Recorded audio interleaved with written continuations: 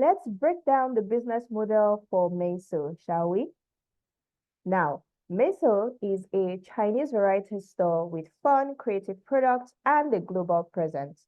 Let's take a look at their business model, highlighting the 9 key parts as defined in the business model canvas. Disclaimer, this is the first time I'm actually searching for the pronunciation of the name, and I was actually shocked that it's not Miniso, but it's like Miniso from what I could hear. So please pardon me if I butcher the pronunciation. I am trying my best. So their customer segments, who are the different kinds of people that Miniso serves? We have young people in urban cities across the world. And I highlighted just this target segment because of what I could see from the kind of products they create and stock and so on. Now, what problems do these segments of their market have? They struggle to get their daily household, fashion, and other items at affordable prices with creative, fun options made from high quality products. So this is the problem that this segment of young people have. Now, let's go over to the value proposition. What solutions already exist in the market? So we have individual vendors who are selling products targeted at that demographic or that customer segment of young people living in urban cities. We also have other variety stores that exist in the cities of these young people, right? Now, what solutions is Miniso bringing to the market? And we have for the customer segment, which is the primary customer segment we are focusing on, which are young people in urban cities. We have high quality but low price products that cut across different needs and categories. So they stock products for all sorts of things: beauty, fashion, home improvements, toys, and so on, right? And then the next solution is creative, fun products, with some being affiliated with popular, beloved brands like Marvel, Mattel, and so on. Now, what is different and unique about Miniso's solution? And there are 3 things highlighted here. I found out about the first one, 3 highs, 3 lows strategy, from a blog post that I read while doing research. So they offer low prices based on low cost and low margins, which is great, and higher efficiency, higher technology, and higher product quality. So that is their unique angle when it comes to how they produce, as well as their pricing strategy for the market. They also offer, one thing that stands them out is the creativity in the products made, as well as their partnerships with known brands, right? So they are partnering with all sorts of brands. You have Webebe products, we have Minions products, we have Batman products, all sorts of things because of these partnerships and affiliations. And then it is an all-in-one shop. So I really don't think there's anything you would not find in Miniso, right? Which is, it makes it very fun to just be in and to shop from. Let's go over to their channels. So how does Miniso reach their target customers? Through their physical stores. They have lots of physical stores in different cities and countries across the world. Through social media, they have active social media accounts, and through their website as well. Now, what kind of relationships does Miniso have with their customers? I would say the first one is transactional. So they have a transactional relationship where the customer just comes in, buys stuff, and goes. I don't really see a lot of activity focused on customer retention to a large extent. And then they have personal assistance as part of their customer relationship.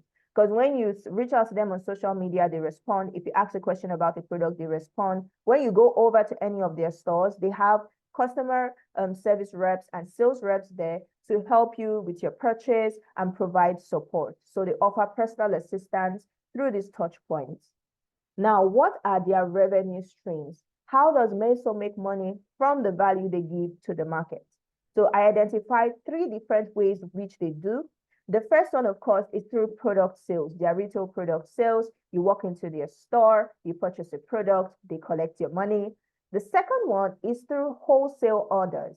So they have special discounts for wholesale orders. And I guess that is a way to attract people to buy in bulk, which is a second separate revenue stream for them. And then they have franchise fees, because Miniso looks for franchises, which is people who would come, pay them and open another store in their location and make a profit from there. So their franchise fees is another revenue stream through which they earn revenue and make money. Next up, what are some of the costs associated with running Miniso? The first one, very big one, is shop rent. They have so many stores. I'm sure their rent must be something else on their balance sheet, right? So shop rent is a huge cost. Then staff salaries as well.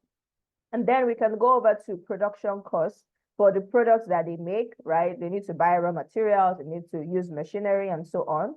Also, inventory cost as well. So the cost of stocking inventory, the cost of moving inventory from one store to the other, from where they are produced to the stores and so on.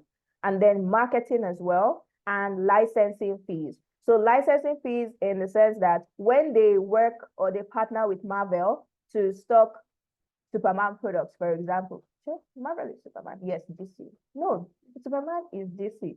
I'm so sorry. I don't watch a lot of movies. But Marvel is, oh yeah, Marvel is Iron Man, Spider-Man, Thor. Okay, I got that right. So they have to actually pay Marvel for these things. Marvel is not just going to say, oh, yes, you can create products of Thor, create products of Spider-Man for free. They're not going to do that. They're also running a business. So Miniso is going to pay a licensing fee to be able to use that to create their products, and that's how that partnership works. So that's it for some of the major costs associated with running Miniso. Let's go over to their key activities. What activities do they need to perform on a daily, weekly, monthly, and so on basis to function? So we have inventory management. They need to check what's in stock, check what people are ordering, check what they're running out of, place orders for more, and so on. They need to do a lot of marketing, store operation and management as well, because if nobody comes to open the store, then they're going to miss out on making sales. They also need to offer customer support on a daily basis. They need to produce. They need to analyze their sales data to know what is selling, what is not selling, what they need to stop producing because sales are low, and so on.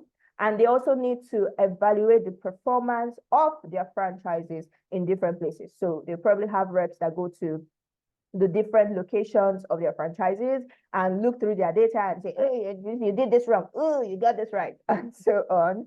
But yeah, these are some of the key activities that Miniso would have to perform. And their key resources would include their physical store locations, because they need those store locations for customers to walk in. They need their production factories to produce the products that they sell. They need warehouses to stock their products in bulk before they send them out and dispatch them to various store locations. They need staff to manage this entire process, and they also need their license, right?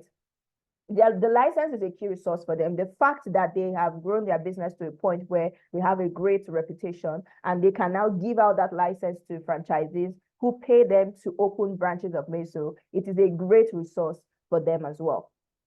And finally, who does Miniso need to work with to make this happen? We have malls and hypermarkets. One thing I've noticed is that Miniso has a lot of shops, right? Most of their locations, at least in this part of the world, are in hypermarkets, so Spar and so on. So they need to work with these people to say, okay, we want to rent a place here, we want to open a Miniso store here, and so on.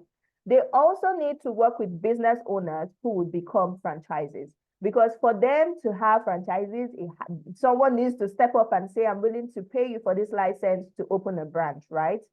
They also need to work with their logistics and supply chain partners for the movement of inventory and so on. And they need to partner with other brands that people love, like Marvel, Mattel, Minions, and so on. So this has been a little breakdown of Miniso's business model.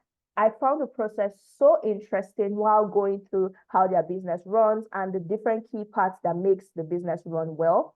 If you found this helpful and enlightening, let me know what you learned in the comments. Please like this video and subscribe to my channel. I share videos like this where I break down business concepts, marketing concepts, all with the aim of helping you run a more profitable business. I'll see you in the next video.